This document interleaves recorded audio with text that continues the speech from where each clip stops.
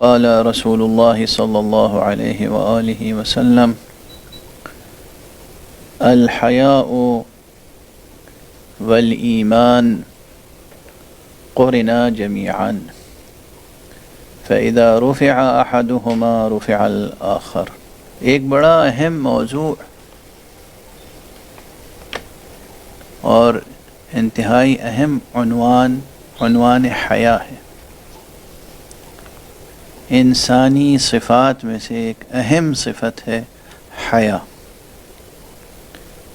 یہ واقعاً انسانی اوصاف میں سے ہے. وہ اوصاف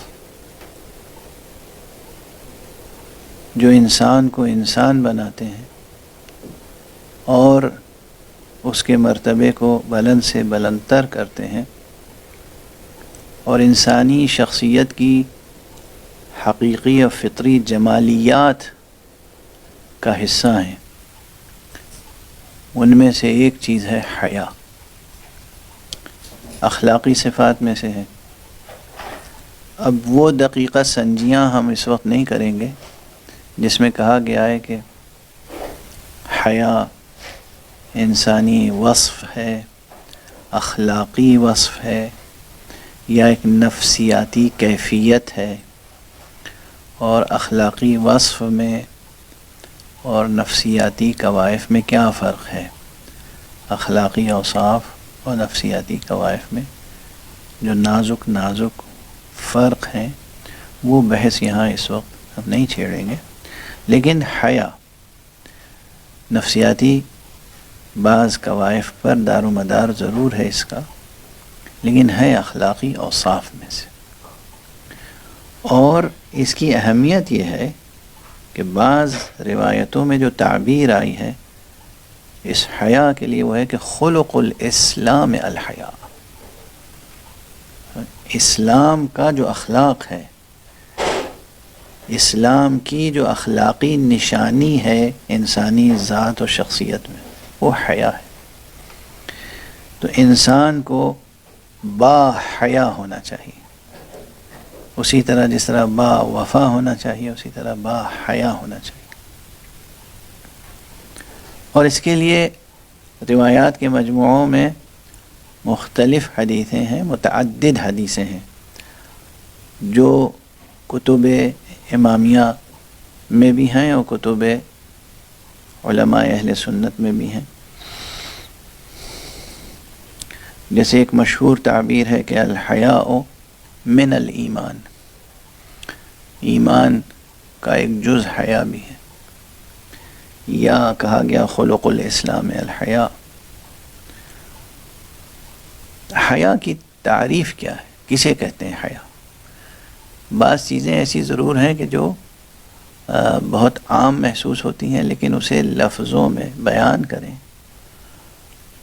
تو مشکل آتی ہے کہ اسے کیسے ڈسکرائب کریں گے، کیسے ڈیفائن کریں گے، کیسے تعریف بیان کریں گے، اس کی وضاحت کیسے کریں گے. تو میرا خیال ہے کہ اس کی ایک وضاحت یوں بھی کی جا سکتی ہے کہ انسان خوف ملامت سے انسان کا نفس کسی امر کے انجام دینے سے باز رہے. تو یہ ایک کیفیت ہوتی ہے حیا کی، خوف ملامت سے. جیسے چھوٹی چھوٹی مثالیں ظاہری ہیں کہ انسان جیسے کوئی پرخوری کا عادی ہے، بہت کھاتا ہے، لیکن وہ کہیں پر دسترخوان پر ہو اور یہ سوچ کے کہ لوگ کیا کہیں گے کہ یہ اتنا زیادہ کھا رہے ہیں، لوگ کیا کہیں گے. خوف ملامت خلق سے بچنے کے لیے اس کا نفس رک جائے اور اس وقت زیادہ نہ کھائے، اور لوگ کہیں بھی کہ جی آپ اور تناول فرمائے اور وہ کہے کہ نہیں میں نہیں کھاؤں گا. یہ ایک مظہر ہے حیا کا. مثلا حیا دوسرے مقامات پر اور بھی بہت سی مثالیں دی جا سکتی ہیں. عفت کے بہت سے موارد ہیں جہاں حیا انسان کو کامیاب و سرفراز کرتی ہے.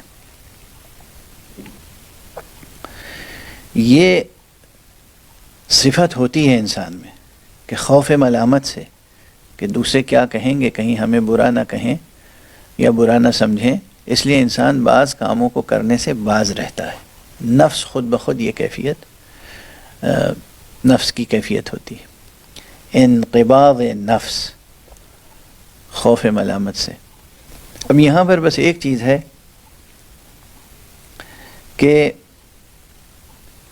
جو اس چیز کو اور بلندتر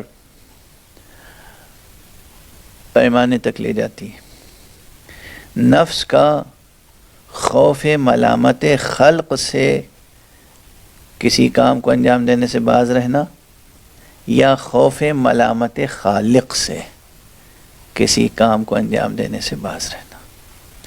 تو اصل حیا کس سے کی جائے، خلق سے یا خالق سے؟ اسی لیے بہت سے شرعی مسائل میں بھی ایک فقرہ اس کے بالکل برعکس کہا جاتا ہے. یعنی جیسے حدیث کا فقرہ ہے کہ الحیاء من الایمان، حیا ایمان کا جز ہے، یا خلق الاسلام الحیا. ایسے ہی یہ فقرہ بھی ضرب المثل ہے تقریباً، لا حیاء فی الدین، دین میں کوئی حیا نہیں ہے. اس کے کیا معنی ہوئے؟ تناقض تو نہیں ہے، نہیں تناقض نہیں ہے، یہ اس سے متناقض نہیں ہے اور وہ اس سے متناقض نہیں ہے. محل، مورد، مقتضا، مقتضی، اس میں فرق ہے کہ کس جگہ پر آپ خوف ملامت خلق سے حکم خدا پہ عمل سے باز رہیں تو یہاں کہا جائے گا لا حیاء فی الدین. لوگ کیا کہیں گے یہ سوچ کے اللہ کا حکم نہ مانے، یہاں کہا جائے گا لا حیاء فی الدین، دین میں اس طرح کی حیا نہیں ہے. لیکن جو واقعاً ناگفتہ ناگفتنی باتیں ہیں، ناکردنی باتیں ہیں، جو باتیں نہیں کی جانی چاہیے، جو باتیں نہیں ہونی چاہیے، جو امور انجام نہیں پانے چاہیے، جو باتیں اور جو الفاظ زبان سے نہیں ادا ہونے چاہیے، مثلا جو انداز انسان کو اختیار نہیں کرنا چاہیے، ان سب چیزوں سے باز رہے بخاطر خدا، بخوف خدا، خوف ملامت حق. تو وہاں کہا جائے گا الحیاء من الایمان، حیا تو ایمان کا حصہ ہے. خدا کے خوف سے بے عفتی کی باتیں نہ کی جائیں. اور اس مضمون کو اگر سمجھ لیا ہے آپ نے تو پھر یہ سمجھیں کہ اس چیز کے لیے بہت سی تعبیریں آئی ہیں، جس میں سے ایک تعبیر یہ ہے کہ الحیاء خیر کلہ، حیا خیر ہی خیر ہے. یا الحیاء زینۃ والتقى کرم وخیر المرکب الصبر وانتظار الفرج من اللہ عز وجل. انتظار الفرج من اللہ عز وجل عبادہ، یہ اس کا آخری جز ہے اس حدیث کا. بہرحال اس سلسلے میں جو پہلی عبارت میں نے پڑھی تھی، الحیاء والایمان قرنا فاذا رفع احدهما رفع الاخر، یہ حدیث، یہ عبارت، یہ تعبیر تقریباً متفق علیہ ہے. علماء اہل سنت میں سے مثلا حاکم، امام حاکم نیشاپوری نے المستدرک میں، ابن ابی شیبہ نے المصنف میں، متقی ہندی نے کنز العمال میں، امام بخاری نے الادب المفرد میں اس حدیث کو نقل کیا. علماء امامیہ میں سے شیخ محدثین امامیہ شیخ کلینی نے الکافی میں، ابن شعبہ حرانی نے تحف العقول میں، علامہ حر عاملی نے وسائل الشیعہ میں، اور پھر ان مصادر سے گزر کے اور نہ جانے کتنے اور ثانوی مصادر میں یہ حدیث منتقل ہوتی آئی ہیں. تو اس اعتبار سے متفق علیہ. کہ الحیا والایمان قرنا جمیعاً، حیا اور ایمان دونوں کو ایک ساتھ جمع کیا گیا ہے، اور دونوں مقرون ہیں ایک دوسرے کے ساتھ، یہ اس کا قرین اور وہ اس کا قرین، یہ صفت اس کے ساتھ وہ صفت اس کے ساتھ، اور ان میں سے کوئی ایک بھی اگر صفت برطرف ہوگی تو دوسری صفت بھی برطرف ہوگی۔ اگر حیا نہیں پائی جائے گی تو ایمان بھی نہیں پایا جائے گا، اور اگر ایمان نہیں پایا جائے گا تو حیا بھی نہیں پائی جائے گی۔ یہ وہ حیا ہے جس کے لیے میں نے عرض کیا کہ یہ جمالیات افعال و کردار و شخصیت انسانی کا سب سے شوخ جو جوہر ہے اور رنگ ہے وہ حیا ہے۔ حیا ہے ضامن جمالیات حسن بشر، اور اسی لیے حیا الحیاء من الایمان، خلق الاسلام الحیا، حسن اسلام کا اخلاق حیا ہے۔